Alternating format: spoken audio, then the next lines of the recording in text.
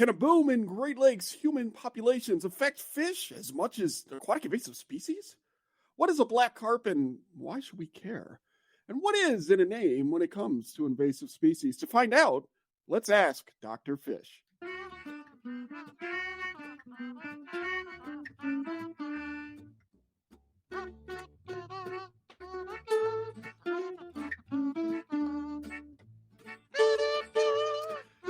That's right. It is Ask Dr. Fish, episode 6, June 19th, 2023.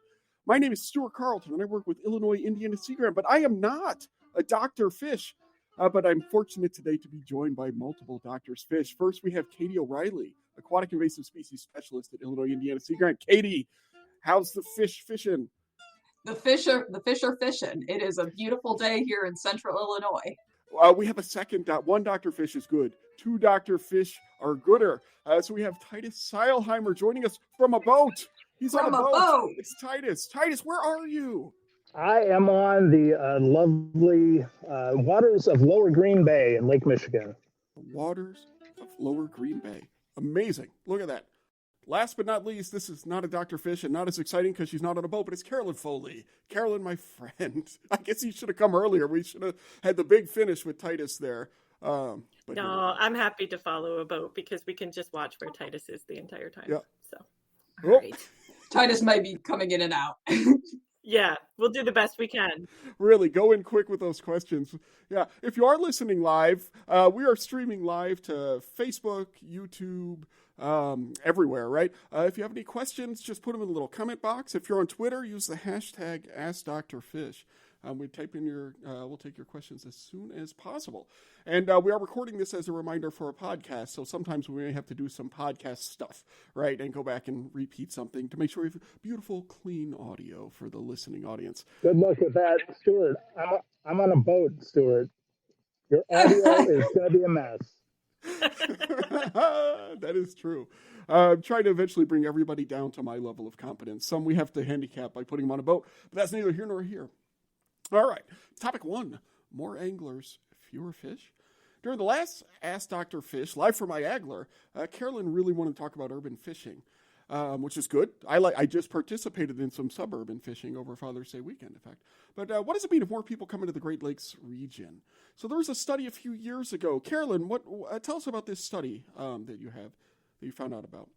Right. So basically, it was a study looking at the influence of human population change and aquatic invasive species establishment on future recreational fishing activities to the Canadian portion of the Laurentian Great Lakes. That is the original title.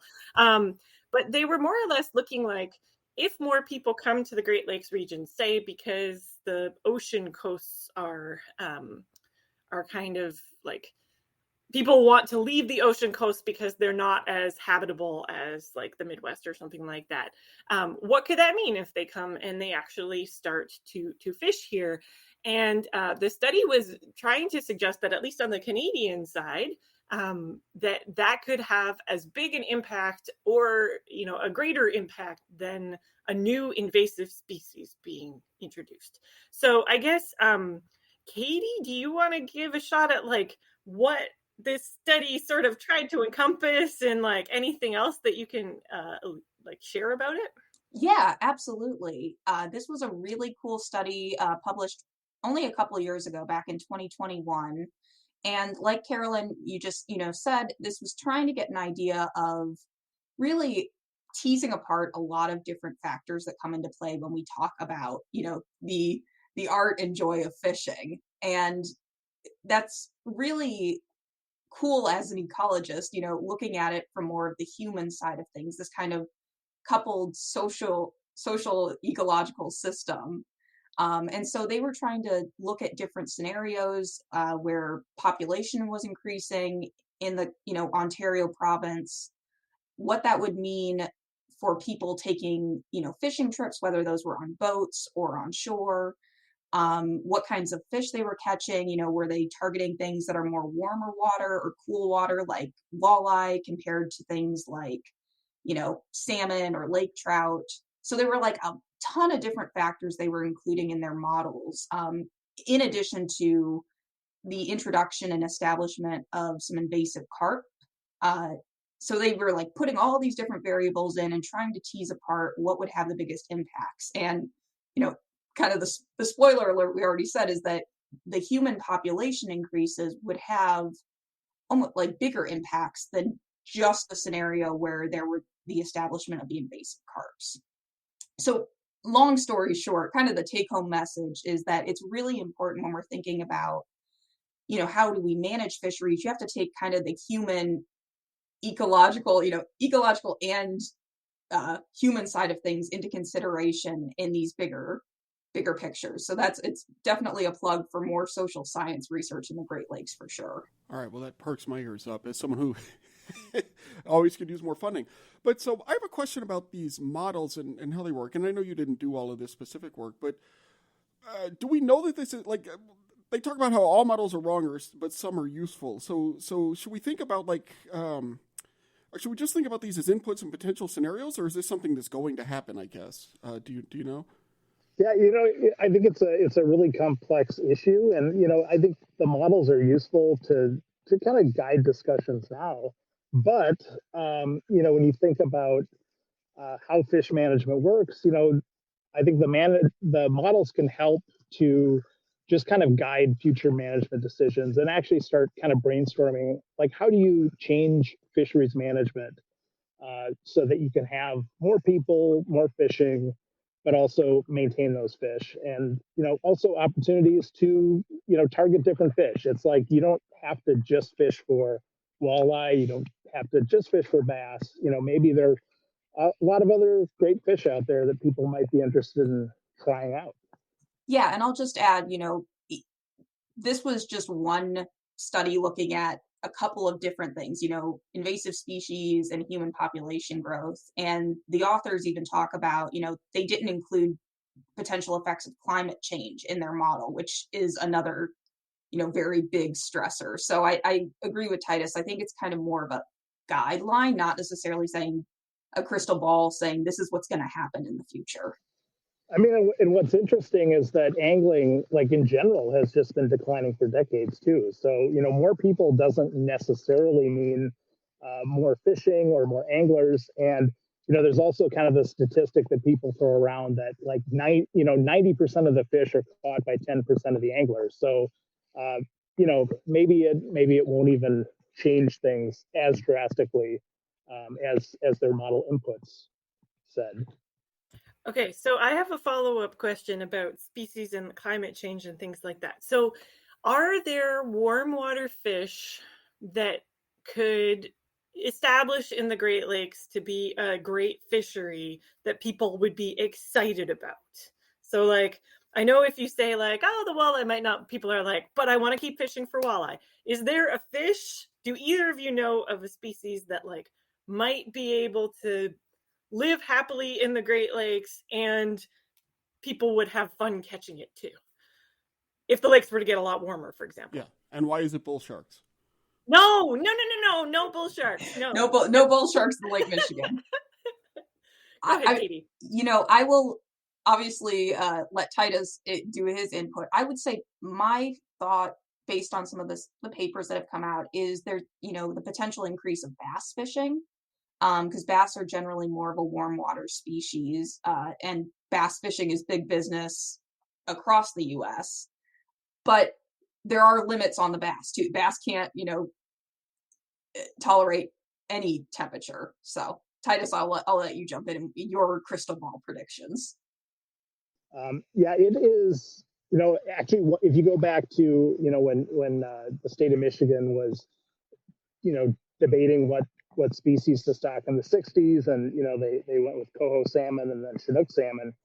Actually, striped bass was one of the earlier options that they looked at, and I think that some of the temperature was maybe a limitation there. So that is a sport fish that gets large and people might like to catch, and it is just maybe not new species, but maybe it's just shifts in what species are doing well, and that might be a shift in more bass, where we have kind of a limitation now, but maybe with a future climate, it might support more bass, and so support more of that fishing. So, that with climate change and fish, it's always like, are they shifting? Are they moving within their range? Are they doing better or poor? So, yeah, could go either way.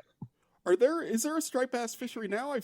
So I don't know. I've never really fished much in this area, but I was looking for places to go. My dad was in town, and so I'm from Louisiana. We would go fishing for sea trout and red drum, and all sorts of stuff. And so we're looking for stuff to do, and we're going to go salmon fishing, but it was like 50 and like 5-foot seas on Lake Michigan, and my dad expressed a desire to not go salmon fishing in those conditions. And so on some of the websites, they were talking about hybrid bass anywhere. They call them wipers here, which I assume is a striped bass, white bass hybrid. I don't know what it is. But is there a striped bass fishery at this point, or is it not much?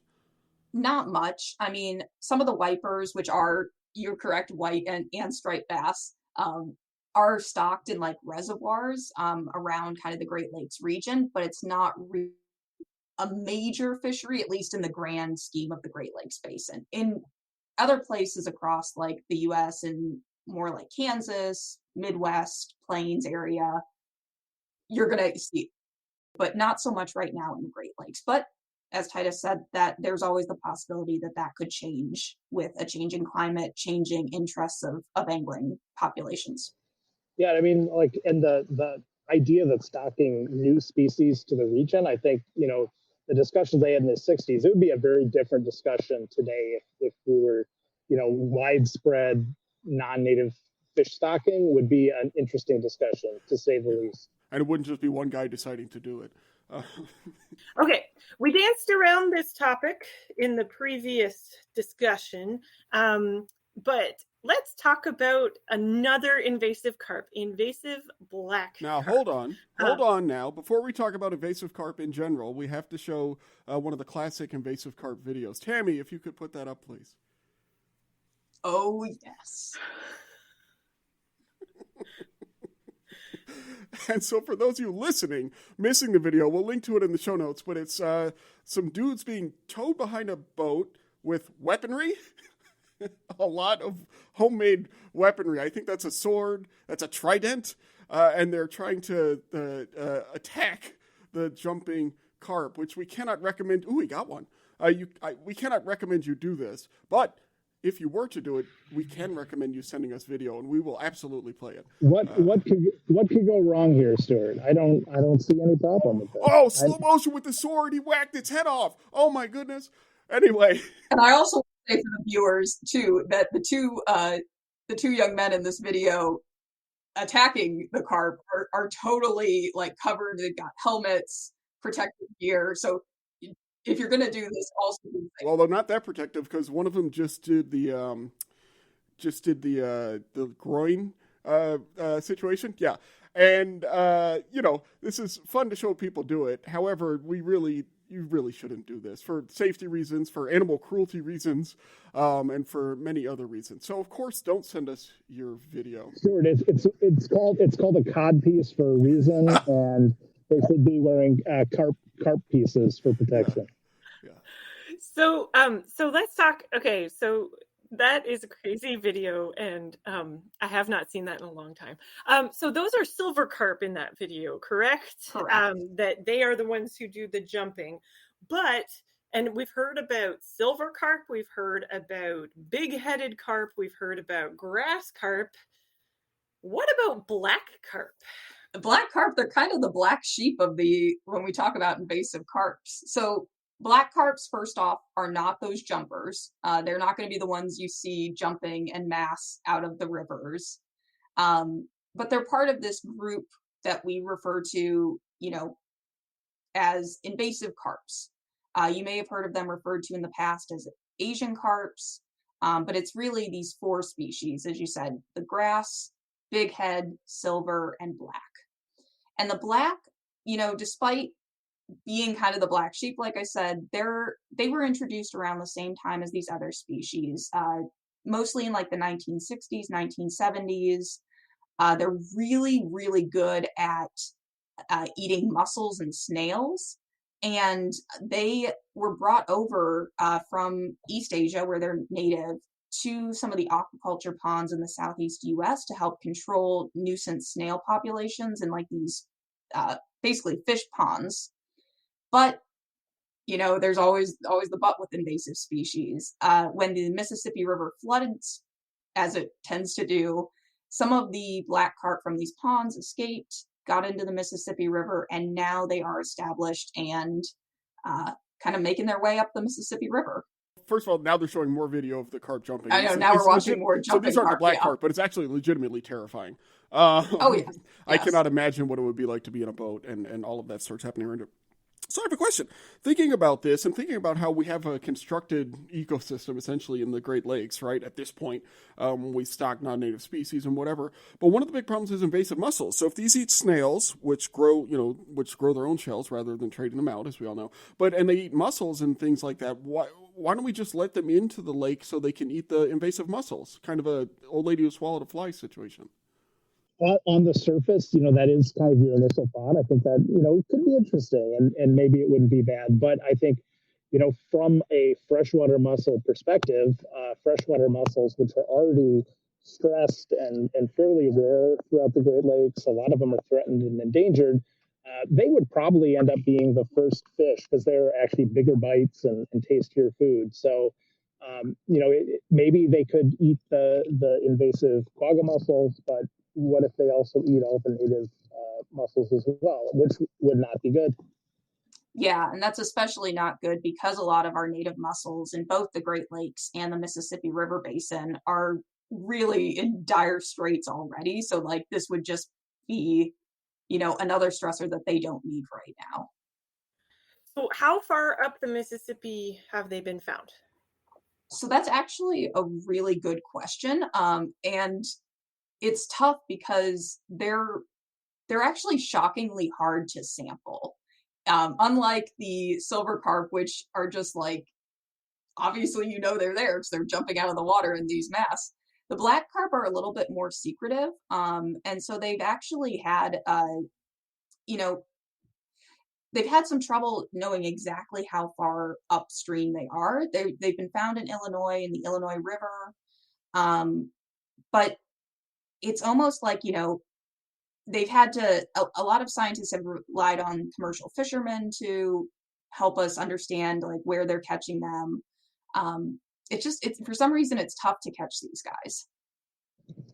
Yeah, and it's also a challenge because although grass carp, when you see a picture of an ideal black carp and an ideal grass carp, they look different. They can look very similar in the field and be fairly hard to, to tell apart. And you almost need to, do a genetic test to confirm that you're looking at a black carp. So, that's an additional complication. Are the genetics close enough or far enough apart, I guess, that you could use something like eDNA, environmental DNA, for those listening? I'm not an environmental DNA expert, but essentially you can look for little bits of DNA in the water that the fish or whatever might leave and kind of detect it after the fact. And there's questions about how accurate that is. But do you know if that's something they might be able to use here? I think it's a possibility. I think there's also, a lot of folks are doing work to try and figure out how eDNA moves in ecosystems, which can be a challenge in some of these bigger flowing river systems because you don't know exactly where upstream necessarily that eDNA was coming from. So I think it's going to require both, some research into the technology of eDNA coupled with some of this more traditional sampling and having eyes on the ground in the form of these commercial fishermen. Or put a bunch of cameras along the bottom or something like that. tons of GoPros. Yeah, exactly. We need them on the buoys. We need buoys. Buoy GoPros. Cool. Okay, so I have one more question because we've had some conversations over the past year about names. And even Katie, earlier you said, you may have heard these referred to as Asian carps, but they're invasive carps. That's how we refer to them now. If you're in Illinois, there's a whole branding scheme called COPI. Yeah. And so can we talk a little bit about why does invasive species terminology matter? Yeah, no, that's a really good question. Because, when we're thinking about how we communicate about invasive species, we want to make sure we're being as accurate as possible. And so the shift from, like I said earlier, Asian carp to invasive carps, and actually a lot of folks now are more just referring to each species individually, it just kind of it's important in the vein of accuracy, because these species all have different life histories. The silver carp and bighead carp eat a ton of plankton, so they're going to have different impacts than, say, like the grass carp, which eats aquatic vegetation, and the black carp, which eats mollusks. So they all have different life histories. And if we want to be accurate when we're talking about the potential impacts, we want to make sure that we're not sort of just kind of lumping them all together. But when we think about, in general, how we're referring to invasive species, we really want to make sure that we're using language that is not going to turn people off, whether that's some language around invasive species has historically been xenophobic or used kind of needlessly aggressive metaphors that refer to war. And there's a lot of people, such as Elle Lauer with Michigan Sea Grant, Sam Chen with Oregon Sea Grant, who are really, doing a lot of really cool work to better understand, like, what are the impacts of the way we talk about invasive species on getting people to understand the impacts that these species might have, as well as how we prevent them. So I think there's a lot of work that's being done because we want to make sure that we are including everybody in these conversations, because invasive species are such a threat to aquatic ecosystems. Cool. And I've listened to some of the discussions, and people were also saying that it's more helpful to call it by something that helps people identify it. Definitely. So that's also kind of a cool aspect. Well, especially because they are different, right? Thinking about the black carp versus the silver and the big head or whatever, it's like we can use more precision in our language, and if you can do that without, and reduce the risk of saying something that is either offensive or challenging to someone, seems like a pretty good call, right? Yeah, I mean, again, we really are just trying to make sure that we're clear when we're communicating, that we are making it accessible to everyone, because we need all hands on deck when it comes to preventing and managing invasive species. I mean, and if we throw in, common names are very, they're not that set in stone. I mean, you look at a species like a bowfin, and there's like 20 different common names, regional names, and so we have these accepted names. And I think, being precise and not labeling species on their region of origin, and thinking about kind of indigenous views on invasive species too. Even the term invasive species is fairly negative, and those species are not here on their own. We brought them here, so maybe we need to kind of think about them differently and give them a little more respect, and still help them to not impact our ecosystems too much. Interesting to compare that thought, which I think is a good one, to us all cracking up 2 minutes ago at a video of people murdering carp. And so we're large. We can contain multitudes, I think. That's excellent. Now it is our favorite question to ask. This is an evergreen topic, and that is fish spawning. This can happen literally any time of year. Titus, what is spawning right now, and do you have video of it? Man, I wish I did, but it is early summer. It's going to be, I'm going to say perch are probably done spawning now, but definitely if you're at your lake, you might see those little round circles of rocks. And hey, it is sunfish spawning season. Maybe a little bit on the end of it, but they nest, and the males guard the nests, because that helps their little babies survive. So, it's getting into the minnows, shiners, lots of little babies swimming around. So, with that, sorry, on our internal chat, people are worrying that Titus is going to drop his phone in the water. And so we're all very concerned about your phone, Titus. But for those of you listening, he's on a boat. Oh, we're getting risky here. This is very exciting. He's teasing us. He's taunting us like a mascot with a t-shirt cannon. So thinking about the bluegill or whatever bedding up there, because this is a good time you can go catch them. Is that a problem to catch male bluegill that are guarding their nests? Is that hashtag problematic, or is it okay to do? Yeah, it can definitely be a concern. It's same with like largemouth and smallmouth bass. I mean, it's a whole lot easier to catch a fish that's guarding a nest because they're aggressive, because they are going to bite at or go after things that are in their nest. So, it can lead to overfishing, and you're also targeting male fish or a single type of fish that is currently guarding nests. And once those fish are pulled away, even if you catch and release them, that opens up those nests to predators coming in. Things like round gobies might just pop right in there for a quick snack. And even if that fish is released and comes back to its nest. So yeah, it can be a problem. We, as collectively, but Titus in particular, talk a lot about eating fish.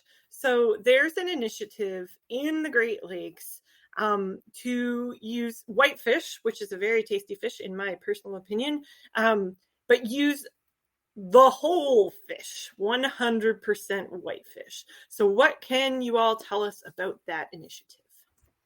Yeah, so I can kind of lay the framework for this. So this is called the 100% Whitefish Initiative that was kicked off by the Conference of Great Lakes Governors and Premiers. So it's binational.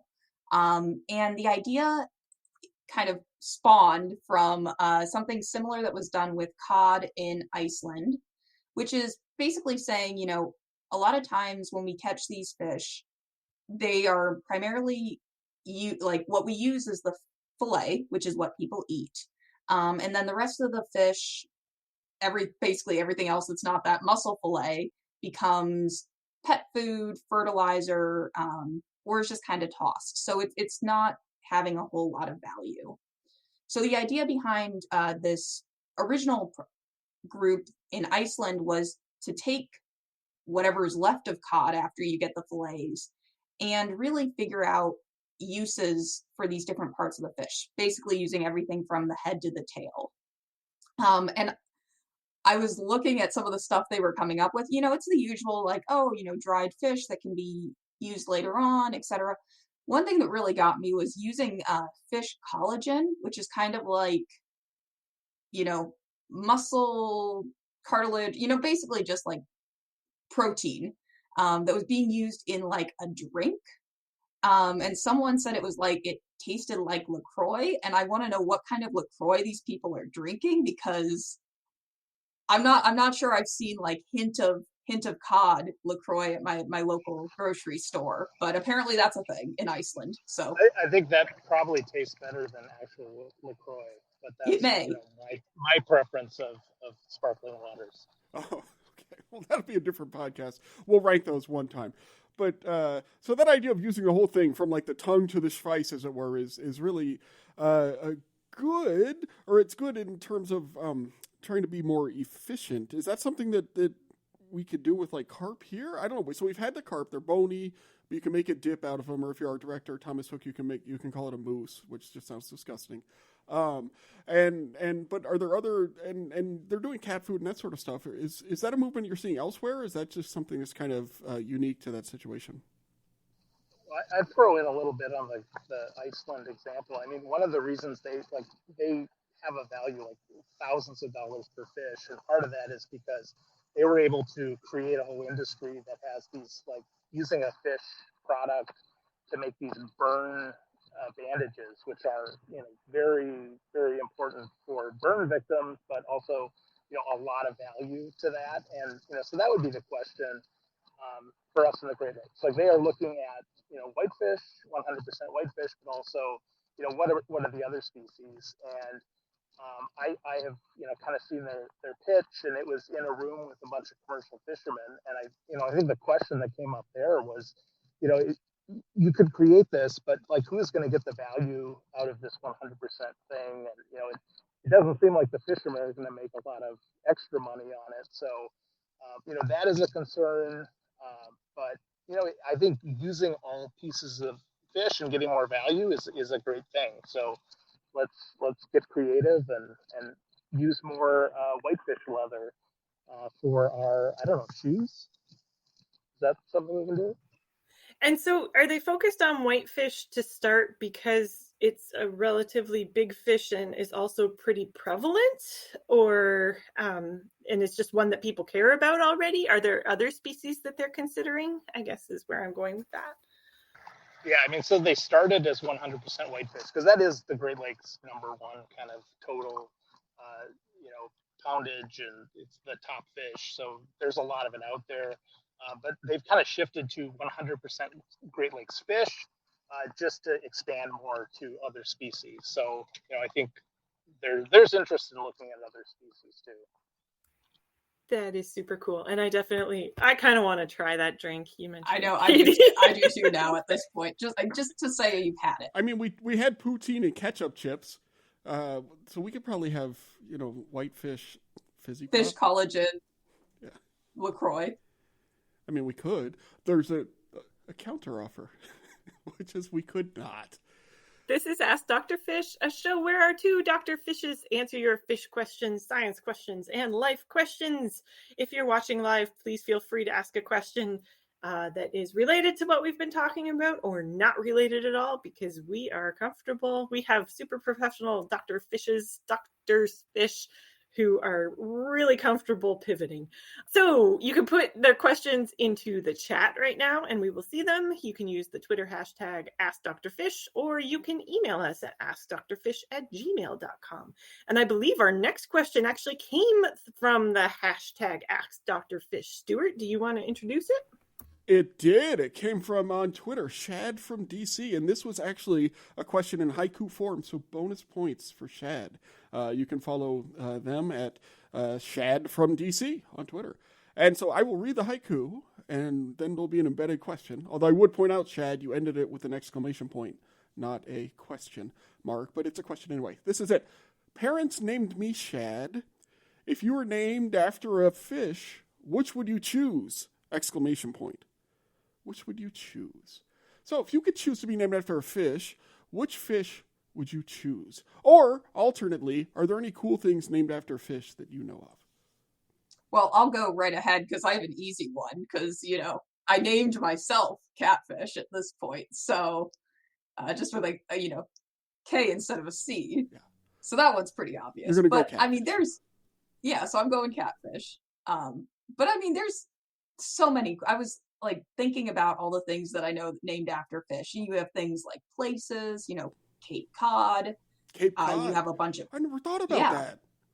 Huh. Yeah, Cape Cod, named after Atlantic cod. Lake Fish again. Lake Fish in Whitefish Bay here in the Great Lakes. So lots of places. Lots of cars actually named after fish. You got things like stingray, barracuda.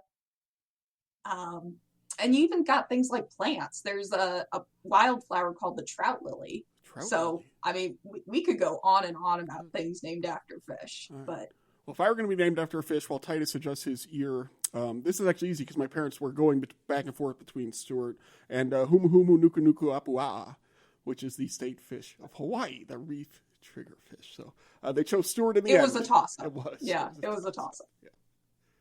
I can say I would not be named after a fish. I'll just be boring. Nope. I'd be named. Is my sound okay? Can You're still great, talk man. It actually is amazing Yep, what technology can yeah. do. You're on a boat, Titus. We should reiterate that you're on a boat in the middle of the Fox River, not named after a fish, named after a mammal. And you're going to tell us if you could be named after a fish. Yeah. So my answer, what would I think? Esox would be a good name. That's the genus for pike and muskellunge.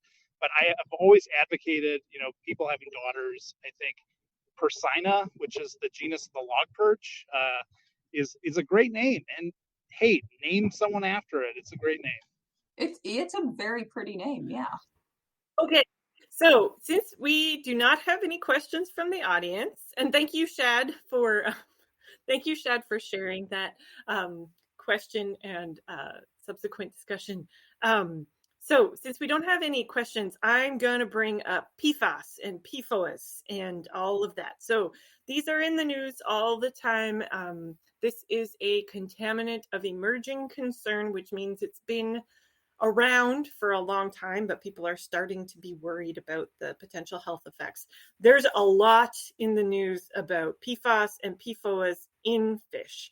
And I have published on June 15th, 2023, a story from Connecticut where they have put up some warnings about eating fish in particular locations. And my understanding is that with PFAS and PFOAs, it's really like their contaminant load is really location based more than like a particular species or things like that. So this is the story that we have up right now from Connecticut, where they're talking about warnings from eating fish from 11 bodies of water. I'm wondering what you all know about eating fish from other locations that may or may not be contaminated with PFAS or PFOS. Yeah, so I'll kind of jump in here. You know, there's still a lot we really don't know about. One, the impact of PFOAs on kind of human health or PFAS, but also just like how PFAS move in the environment, how they get taken up by organisms such as fish and incorporated into different tissues. But we do know, like you said, Carolyn, that a lot of it can be very specific location based. For instance, there's often kind of PFAS hotspots around places like airports or military training centers where they use these firefighting foams because the firefighting foams contain PFAS. It's a way of sort of extinguishing. So there's very much very local hotspots, or where there's factories that have created things. PFAS are also kind of common in anything that's sort of non-stick or kind of what we call hydrophobic. So things like Teflon, stuff like that. And when that gets into the water, then it, kind of acts as one of your normal contaminants. That's like, okay, where does it get stored in the sediment? Does it get stored in organisms, etc.? So all that to say, there's a lot of unknowns. I think we're just starting to get a sense of the scale and prevalence of PFAS in the environment, in organisms. And, even in places that are remote, we're finding fish that have PFAS. So it's really kind of like, and I think we may have talked about this on a past episode, but when we're thinking about, eating fish with contamination advisories, there's a lot of balancing risk between, knowing like where your fish are coming from. Is this a place near a hot spot? What kind of, potential life history might influence its contaminant uptake? All that to say, it's one of those, very complicated factors. Yeah, so every time we talk about eating fish, there'll be a comment or two on the Facebook thing about how Right. And that's well taken, right? But one sure. thing that's really challenging, especially with this these emerging forever chemicals, as they like to call them, which seems so long. But one of the challenges with them is we're learning kind of one at a time, like one species or one type of animal at a time. And so there was that paper that came out talking about how bad it is in fish, but we don't know what about other sources of protein, right? Ranging from things like beef or chicken or whatever to even, I mean, heck, if I know, maybe all the soy that we love to eat, we just don't know. And so it's really hard to contextualize. And I'm told we have a question. Let's see. There we go. This is from Keith. Wonderful name. Keith Denginus, I believe. How many species? Oh, this is going back to whitefish. All right. So let's put a button on PFAS, and then we can go back to whitefish, I think. So Titus, did you have something on PFAS, and then we'll go back? Oh yeah, PFAS. I was gonna just say, here I am in Green Bay. We've got there's a rock bass consumption advisory on PFAS because Wisconsin has been monitoring it, and there are specific PFAS for advisories for some of our Great Lakes waters, but also inland waters as well. And it is an emerging topic that the science isn't there yet. I don't think on what are the impacts, or we just don't know what they are. But yeah, it sounded like being cautious, making good decisions, eating healthy. I think fish can have a place for that, and Well, it's got to be healthier than what I ate yesterday for Father's Day. That's for sure. So, excellent. So yeah, Keith Dengenis wants to know how many species of whitefish are indigenous to Lake Ontario. That is a good question that I do not know. Titus is going to take that one because I do not want to get into systematics of whitefish and ciscos. Yeah, I mean, we could definitely say they're cisco and whitefish, and they're both corygonids. Bloater was another corygonid that is, historically was there. It's not anymore. So definitely those three. And from the last Diagler meeting, there are we haven't lost any of those deep water ciscos. They have confirmed they all exist, and they might actually be two more that they're going to add. So take that. But yeah, I think, there's at least those three in Lake Ontario. I don't, historically, if some of the other ones had been there, I don't know that off the top of my head. So are they all interbreeding, or are there distinct populations? Yeah, so it's more of an issue like historical population decline for a lot of these. Some of them will or can hybridize potentially, but yeah, they usually stay pretty distinct species wise. And our kind of interesting cisco whitefish situation in the Great Lakes is really because of the historical declines. There's been loss of some species in some of the lakes because of pollution and overfishing and all these changes that happened in the 20th century, and now we're more of a restoration mindset for a lot of the lakes, like Lake Michigan and Lake Huron, Lake Ontario as well.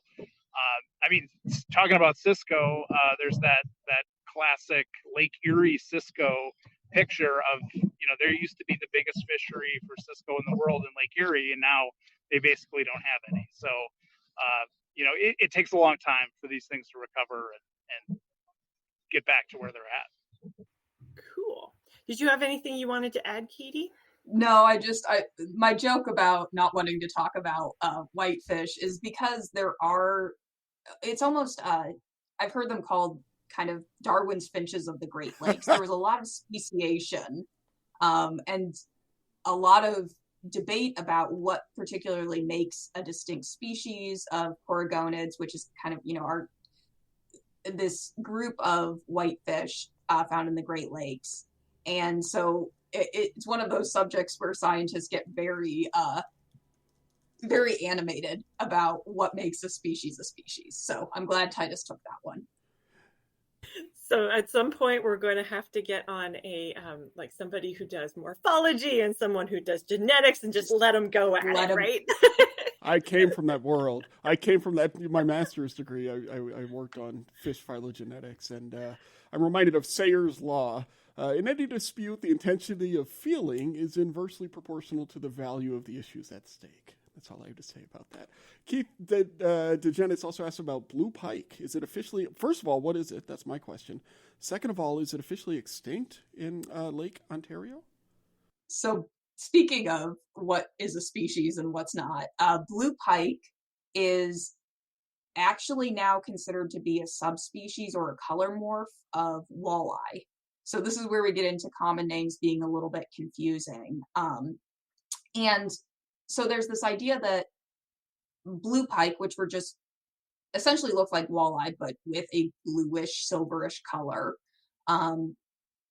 used to be pretty common in Lake Erie, Lake Ontario. To my knowledge, I don't know if they're not really considered extinct because it's a color morph of walleye, not like an entire species. So like extinction would be the wrong term, even if they were gone. Is that kind of what you mean? Yeah. Okay. I mean, if we're getting into kind of the technical, terminology of it all. Interesting. So officially extinct would require them to officially exist as a species, I suppose. Okay. Haha. That's one way to solve the extinction problem, right? Is just to find everything as one species. Fantastic. Everything's one species. One love. Carolyn, do you want to transition us into the next phase of our show? Yeah, I was trying to find a cool picture of blue pike. I don't know these blue because, pike. I mean, walleye are so cool themselves. And yeah, so, all right. So the first thing I want to say is that we did have a comment come in during the naming that my name is Amun Preet, but I changed it to Amun Priel. That's lovely. That's wonderful. That's fantastic. Thank you, Amun. Okay, so now if you've not joined us before, so we do these every other month. And toward the end, we have our Doctor's Fish play a game. And then the winner gets to have a soapbox for, I forget how long, 60 seconds, 30 seconds? I can't remember. But yeah, and so we're doing a slightly different game today. And so, but I have to share my screen in order to do it. So tell us the game. What's going to happen? Yeah, I gotcha. So you're going to see an image. It's pixelated. It's going to become depixelated, or more refined. Anyway, I'm going to go down rasterizing and stuff like that. We don't need to talk about that right now. But the question is, like, basically you're racing. So there are 3 different GIFs that you're going to watch. And whoever guesses first, 2 out of 3 wins. All right. So, and if you have comments on Carolyn's pronunciation of GIF, please put those in the chat as well. Yes. Okay. Oh, Titus, he's getting serious. Sunglasses are off. He's squinting in on the phone. Oh, this is exciting. I don't need my polarized sunglasses for this. I'm ready. All right. So 1 sec. Let me just get it so that it is starting up again. And all right. So this is what you're seeing. Tell me what it is. Oh, it's a fish. It's a fish. Done. Here's my soapbox. I know what it is. I'm going to say Johnny Darter. Katie wins. Whoa. That one was a Johnny Darter. Yes. You know what was awesome there? All I saw was I just saw the full picture. Sorry, Titus. So Katie's going to win this, no problem. Exactly. This is biased in my favor, so I am all for it. So here, 1 second. Northern Pike. Johnny Darter. You are killing me, Smalls. Johnny Darter. Lovely. All right. Okay. Everybody ready for number 2? Yeah, we already have a guess of Northern Pike. So is that right? No, it was Johnny Darter. No, the next one. He's already guessed for the next one, Carolyn. Titus is using strategic. He's trying to get a jump on because he can't actually. All right, that's all right. Roll it. We're all professionals. Sorry. I accidentally closed the thing. See, this is what happens when I try to do something new, but y'all are going to love this one. All right. Okay. Tammy's like, man, this is good. I wish that this I is could good have. Radio right here. All right, here we go. It's a dog. Oh, it's Newton. It's Newton. Yay! All right. What is Newton? What is that? Newton is Ohio Sea Grant's. They have a stone lab facility in Lake Erie, and Newton is the island dog. They have a dog? And he's the best. Why don't we have a dog? He's the best. Why don't we have a Sea Grant dog? All right, writing this down. You need an island first. You can get a dog. That's true. First island, then dog. Right. Katie already won, but we're doing this because we're doing it. So, okay. The third GIF will be up in a Giphy. It is. All right, number 3. Sturgeon. What now? He guessed sturgeon. I said sturgeon. I can't really see it. Yeah. No, it's some kind of a salmonid. Okay. A trout? I was going to say, is it a brook trout? Nope. No. Green? Brown trout. Brown trout. Nope. Purple trout? Nope. Well, to be fair, I only know the common name. Go ahead. Is it lake trout? Nope. No. Atlantic salmon. There you go! Yay! We're just going down the list. Like, which salmon so is it? Imagine it on my phone. It is smaller than a postage stamp. So. Well, you still got it. Only 17 guesses in, Titus. So well done. Nicely done. Nicely So done. edit it to sound like I was right the first time. All right, Quinn. And then yeah, Quinn, if you could do that. And there's 2%. All right, Quinn, actually what you should do is leave this whole little spiel in, and then we will all hear how corrupt Titus is. He's always winning. Okay, so there we go. So we had Johnny Darter, Newton, the best boy on Stone Lab, and an Atlantic salmon were the three GIFs, whatever you want to call them. So, Katie, you are the official winner, and you get your soapbox, and Stuart can do the timing for however long it is. All right, 30 seconds. We should have like a Jeopardy-esque theme song, but we don't. So 30 seconds beginning now. So it is summer in the Great Lakes, and I hope you are getting a chance to go out and enjoy everything the region has to offer. While you're out there on your boat, paddleboard, canoe, kayak, you're fishing, just make sure that, if you're taking your stuff between different bodies of water, that you clean, drain, and dry. We don't want to potentially move any invasive species between water bodies, and those guys can be little hitchhikers. So it's just really important that as you're having fun, as you're enjoying this beautiful summer we've been having, that we keep our streams, rivers, lakes, ponds, everything, free from any future invasive species movements. So fantastic. Katie O'Reilly, Aquatic Invasive Species Specialist, Illinois Indiana Sea Grant. Twitter, follow her on Twitter at not at Ask Anything, at Dr. Catfish. Don't ask me anything. That's Catfish with a K. Thanks for coming on, Katie. Joining us from a boat, Titus Seiheimer, Dr. Katie O'Reilly too. From a boat, he's in the Fox River. Titus, anything fun coming up this month? Hey, I'm out here on Green Bay all week. Isn't that great? That is great. Yes. What are you actually doing on Green Bay? Surveying fish and looking at wild rice and associations with coastal wetlands. It'll be fun. Fantastic. Well, thank you so much, Titus. And let's acknowledge that we are recording this on Juneteenth. So happy Juneteenth, everybody. Happy Juneteenth. Happy Juneteenth, everybody. Thank you for that. Ask Dr. Fish is brought to you by the fine people at Illinois Indiana Sea Grant, Wisconsin Sea Grant, and Goby Dog Media. The show is produced and hosted by Stuart, Carlton, Carolyn, Foley, Dr. Fish, Katie O'Reilly, Dr. Fish, Titus Seiheimer. The live broadcast guru is Tammy Winsel, and produced by our great pals at Great Lakes Now. Sorry. The podcast version of the show is edited by the awesome Quinn Rose, and we thank Quinn for everything. Thank you, Quinn. Drop out of graduate school. The podcast artwork is by Ethan Kosak. Go check out his portfolio, ethankosak.com. That's Kosak. We should ask him his fish name. Probably be one that farts.